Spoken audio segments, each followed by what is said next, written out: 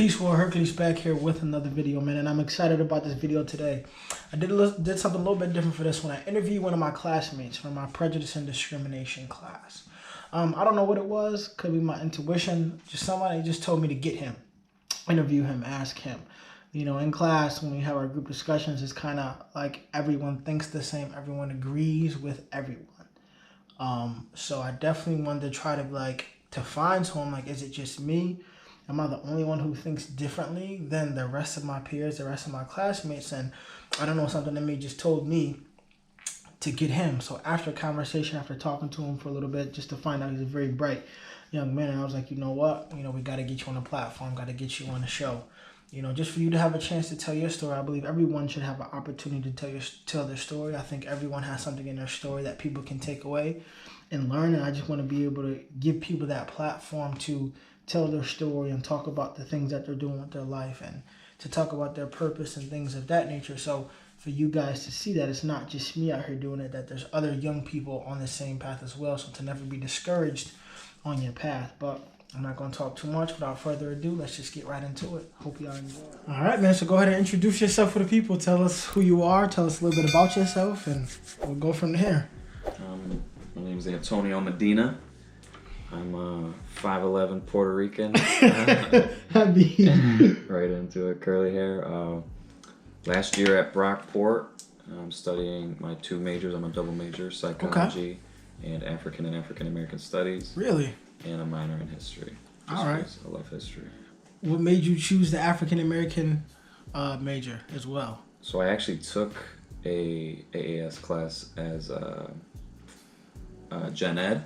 I had it with Dr. Thomas, and he convinced me to have it as a minor. I was like, okay, I'll have it as a minor, just because I like history, generally.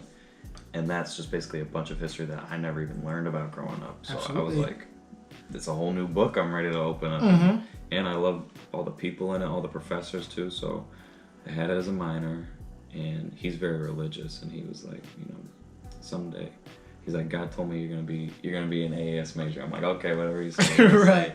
And then last year I actually made it official just because I'd just been dumping so many credits into it. I was like, and I mapped it out. The whole college experience, you gotta be able to map out what you're gonna do. Even if it takes 4 years. I always wanted to do it in 3 years, so I mapped it out. I'm able to have two majors and a minor, and it works out perfectly. So that's what I did. I made it a major. And you finished them both in 3. You're finishing them both in 3 years? Yes, sir. So you took summer classes too, so you was dedicated to the grind. Yeah. As you should. That's winter, yeah. Oh, so you was serious. That's good though. That's great for you. Thank you. Especially African American studies, I think, you know, it's definitely not taught at all in school. Like I was eye-opening. Yeah, I didn't even learn about my own history until I was like 17. Started doing my own research because just something about it didn't seem right. History started off at us being slaves. I'm like, nah, like we had to come from somewhere doing something else before they came and got us. So I just was like, you know, there's a lot more to the story than what was being told. It's like, you know, way more than people even realize. It's like biblically, like so many things, if you're religious, like in the Bible, most of those people in it are people of color, but that's not, like, nobody even talks about that at all. No. Yeah, me learning about my culture is actually what steered me away from Christianity. Really? Actually learning about how it was implemented to our people and how we were forced to give up our culture, our religious values. Well, in our culture, it wasn't considered religion, it was spirituality. It was part of our day-to-day lifestyle. So seeing how we were forced to give that up to adopt this language, this religion, this culture, just kind of steered me away from it. Just made me just have a lot of resentment towards it, seeing where it came from and how it was implemented and first given to my people. So that definitely just made me shy away from it. But I'm a fan of history as well. Never considered African American studies as a major though. I feel like I have done enough. I'm like, you never know too much, but I do a lot of research outside of it, and that's just for my own leisure, just to help my own self identity, to know more about who I am as a person. So that's just me. How has that affected, or even maybe even enhanced, about what is it you want to do as far as your career? Or what do you want to do for your career first off? Career, I want to be a school counselor. Okay. For sure. When did you know that you were going to be a school counselor? Probably high school, honestly. Way back in high school, I went to like a career fair, one of those things, and then I just was talking with the school counselor all the time. And I didn't even realize, but I've always worked closely with a school counselor throughout my entirety of school. So like in elementary, I went to the guidance office a lot, just because, anger, honestly. I just was acting out. And it's worked, honestly. I'm very mellow now, but like... Yeah, I just say, I couldn't see you. Yeah, no, but as a kid, very, angry a lot. And so did a lot of coping things. And then like in middle school, like 3 of my grandparents died all within a year. So it was like, sorry to hear. rough for that. Thank you, man. It's okay. But I worked through it with the school counselor. Then high school, a lot more cheerful. And I just was in good contact with her. But yeah, school counselor, it made an impact on me, so I want to do the same to other people. Were you angry before the death of your grandparents? Yeah. Would you identify your emotion as anger, though? Or did it just display itself as anger? Yeah, it could be. Maybe like everyone saw it as anger, I guess, maybe. So they were like, okay, let's just get him in there. But it worked out for the benefit. Even if I dragged my feet to go to it every week. Absolutely. It did work out. That's good to hear, because I only asked that because it wasn't, well, I pretty much was, I would say middle school. I would say middle school is when going into high school is when I mellowed out. But definitely all of elementary and all of middle school, I was just always angry, a bad kid. Was considered a bully, even though I was bullied. But just the way I responded to it was a lot different than the way it was given to me. And just now that I'm older, what I've realized is that I was never truly angry. Anger is just the way the emotion it was displaying itself. I really was hurt. There was a lot of things going on within my home life, within my personal life.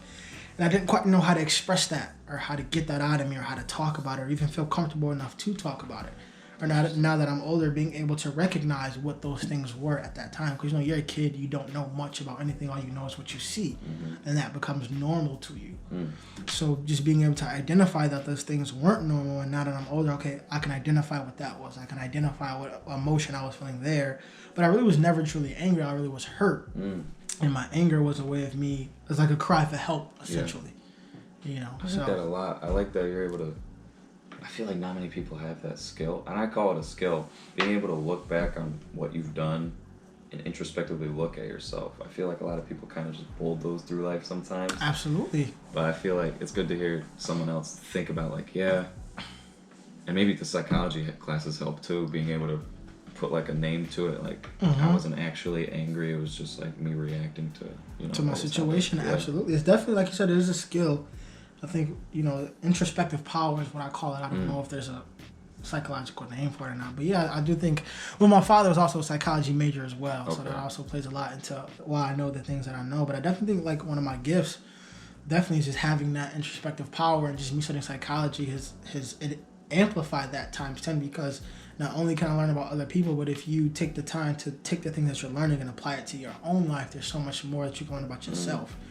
And just in my opinion, it's like I can't want to be a clinician. I want to help people, but then I can't even help myself. I can't even get out of my own way. Like I'm telling you to do these things, but I'm not implementing these same things within my own life. Hypocritical. So I feel like it's difficult for you to be a clinician or to be a doctor or any type of provider to where you help other people, you have an effect on other people's lives, and you're not doing the work on your own life. I feel like that puts you in a very tough position, because for me, like I want people to look at me and don't follow the words that I say, look at my life. Like I tell people all the time, if the person is giving you advice, right, and their life doesn't reflect the things that they talk about, you have to immediately question what they're telling you. 100%. You dig what I'm saying? Because it's different from talking it and walking it. You dig what I'm saying? That's a whole different type of time. Yeah. And it's a lot with that walk. Yeah. But you have to walk it like you talk it. That's just for me. I don't ever look at what they say. I look at the individual and who they are. See, you dig what I'm saying? At least for me. Arguments with people because they do a lot of talking, but then they immediately do what they're telling other people not to do. Not me explicitly. Like just an example. Last year I was with a couple friends, and one of the friends had told one of my other friends that was leaving. She told her, "Hey, you should eat today," because she hadn't eaten today. And I was like, it was just a small thing, but like it was like, why are you telling? I'm like, you never eat. Like we try to get you food all the time. Right. She just doesn't eat like ever. I don't know. But got some things going on. Yeah, and so I wasn't trying to like make a jab at her, but I'm like, you're telling her to do something that you're like. I was like, it's a little hypocritical, but like, we're here to help you. Like regardless, she never wanted to. How did she take that when you said that to her? She didn't like it, but A lot of people usually don't. I often question friendships. So like for me, to consider somebody to be my friend, like the word friend is, I take that very, very seriously. Yes. Like I don't go around calling everybody my friend. It's just not what I do. I take that back then because I don't consider her. Yeah, like I don't have a lot of friends. I have a lot of people that I associate with. Yeah. But in order to be a friend for me, like you got to go through that. Like you got to go through a phase. Like I know you're loyal. Like you don't pass the test. Like you've been there through the ups and the downs. Because it's easy for people to be there when you up. It's different from when you calling out and now you need the help. You know, are they willing to return that favor? You know, they're quick to call you for something. Are they willing to return that if you go to call them, or you're not feeling the greatest, or you need some words of encouragement? Are they there for you? At least try to be there for you in those times of need. You dig what I'm saying? Because a lot of people that say that they're friends, it's usually a one-sided relationship, or one person is taking and the other person is giving everything. It has to be a mutual relationship. It has to flow. It has to be copacetic and symbiotic. So, you know, that's for me though. That's just what I do. I'm tracking. I feel the same way. I feel like the friend also on top of all that should be able to not like make you think. And you guys, I feel like people should be challenged, engage in conversation, and be open to what they say. I mean that's how I base my good friendships have been like that. Yeah, but if you look at people, even society within itself, most people are friends with people who their ideologies align, they agree. If I call you, you're gonna be like, yeah, you're right, you did the right thing. Yeah. So nobody's ever like, well, nah, you was wrong in that situation. Yep. Like, nah, you ain't handle that the right way. You're gonna be less apt to talk to that person because you know they're not gonna agree with what you say. I think most people know when they're wrong, but they just want to be validated. And that's just us as humans and social creatures. We seek that validation, but doesn't always make it a good thing though. Just because you do receive it doesn't mean it comes from a right place. Because what if they're just as doomed as you are? Agreed. What if they have the same trauma or have the same problem that they refuse, you know, to work on? Especially with women, it's like a echo chamber with women. Like I listen to women, like just me being in psychology, dominated by women, working in a hospital, dominated by women. Just I listen to them talk all the time, and I'm just like, you setting her up for failure. Like you're giving her the wrong advice. Like you gonna cost her marriage, like her relationship with her kids, just by the advice that you give. Like no one ever tell like, no, you're wrong here. You should try it like this. A lot of people aren't really open to that kind of. And I try my best to be. Like I don't think I've made it this far in life. You know, knowing the things that I know, the goals and stuff that I've accomplished. You know, by not listening to anybody or not thinking I have it all figured out, which is tough because sometimes I do think I have it all figured out. You know. But that's not always the case. Yeah, we're all human. We are. So another one I got for you. What goals do you have outside of your career in academia? Like, do you have any personal goals? For sure. Within yourself, do you feel comfortable naming a few? Yes. My big one that I'm really trying to do is hone in on my Spanish right now. I'm actually going to go to Puerto Rico this summer, stay with my tío for a month. And really, when I land there, it's only going to be Spanish. I'm only going to be speaking Spanish. I'm only going to be talking to people in Spanish. That's gotcha. On the radio. My dad's been helping me out with it too. My dad's bilingual. He grew up through his middle school years actually in Puerto Rico. And what's up? Is your Spanish pretty rough, or you just don't know? A little bit. I know a good amount, but like if I was talking with a child, I could get through an easy conversation with a child. But like I want to be able to understand what the adults are saying. I can understand. Right. It's the communicating back. Communication that's part. Tough. Did your father teach you? He didn't teach you? Not growing up. No. Okay. How does that make you feel, being a Hispanic and then not speaking Spanish? Do you get a lot of flack for that, or do people ask you a lot, do you know Spanish? A little bit. It's kind of, yeah, I get that one a lot. Like, you know, what does this mean? What does that mean? And I'm fine, like, if I know it, I'll, you know, help you out. But, like, it's kind of, I don't know, you're on the outfield both times. So, like, I look white, and then a white person, they'll find out, oh, Antonio.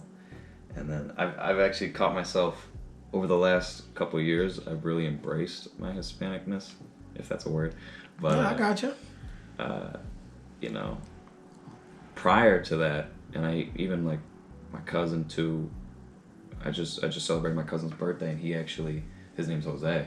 Okay. And he's whiter than me, but we were out at a bar. It was his 21st birthday, and they were like, "I'll buy you a drink. What's your name?" And he goes, "Jose."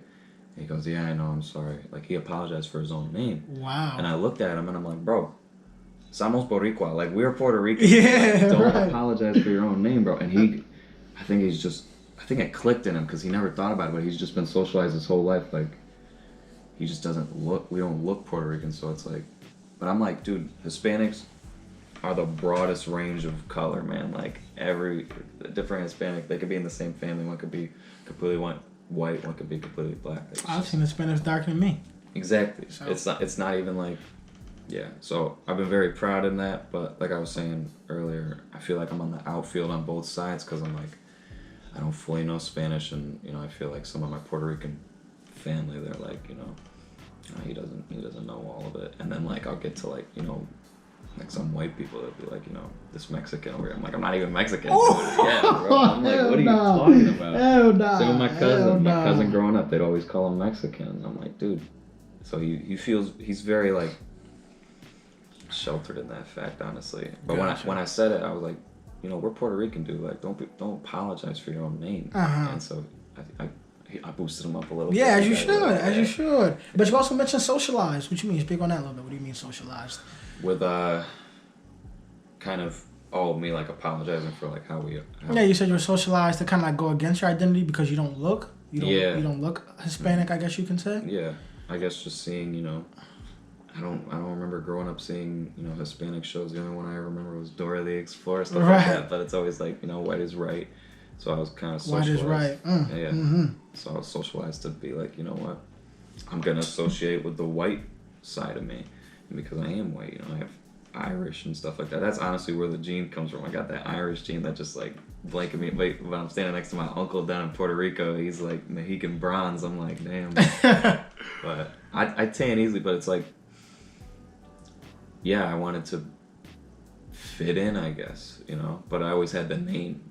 And so what I did most of my life, Tony, call me Tony. Because even Italian is kind of more accepted than like Hispanic in the United States. So I've always been Tony, and then I got to college. Even the AAS department kind of made me feel like, you know what, I'm going to respect my roots. I'm Antonio. So now every time I meet new people, it's Antonio. But unless they're like really close to me, you can call me Tony. But that's what's up. No, I agree. We are taught at a young, socialized, as you said, to, especially if you're what they call it a minority, even though we're really not. We're more so the majority of this country than a minority. But when you're considered the ethnic minority, they definitely teach you to be more like the white. White is right, like you said. There's a lot of indoctrination that takes place in schooling, and I think I see it more so even in being in the university, like with the whole leftist and you know, feminism and this whole gender thing that we go back and forth about. Like, that's an indoctrination. Like, people aren't primed to think in that way. Like, a 5-year-old isn't thinking about what gender he wants to be or what sex he wants to be, things of that nature. Like, this is something that is being taught to him and then pressured into making a choice to align with society. So socialization definitely is heavy, and there's a lot of politics in the education system. That's one of the questions I got for you is, do you mind talking about your political affiliation? Yeah, no, that's fine. That's fine. Okay, so what are you? What do you identify as? I feel like more independent right now. More independent? But not, it's tough. Over the last 2 years maybe, I kind of like fell out of it. Growing up, I was like in high school even, I got like really into like politics and stuff. But recently I kind of like fell out of it, and I know the importance of it.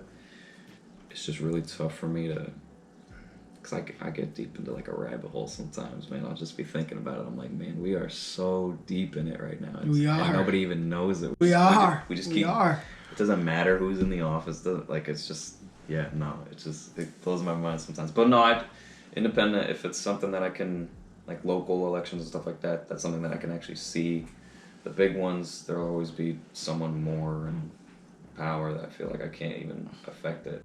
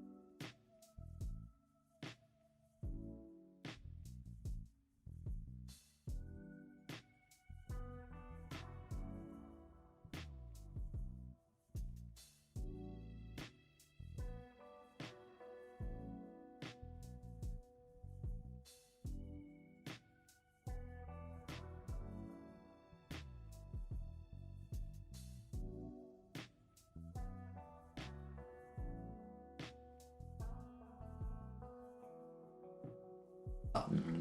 So you'll know in time. I think for myself, Yeah, I was just gonna ask, could I hear man. what you think?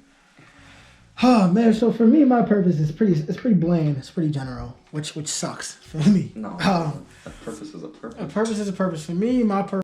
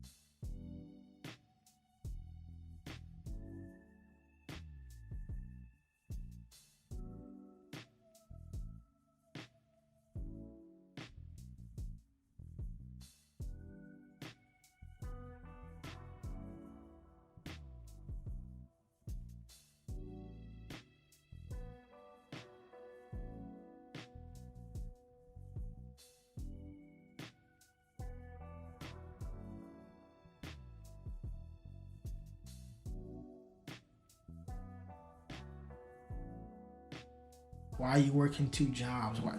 Like trying to make it seem like if you're crazy Yeah. for what you do, but it's just like, son, I'm ambitious. It's because I got to think back. Like I'm gonna have a family one day. Like my kid's gonna look at me like this is their dad. Like, and I want them to have something that they're proud of. Yeah.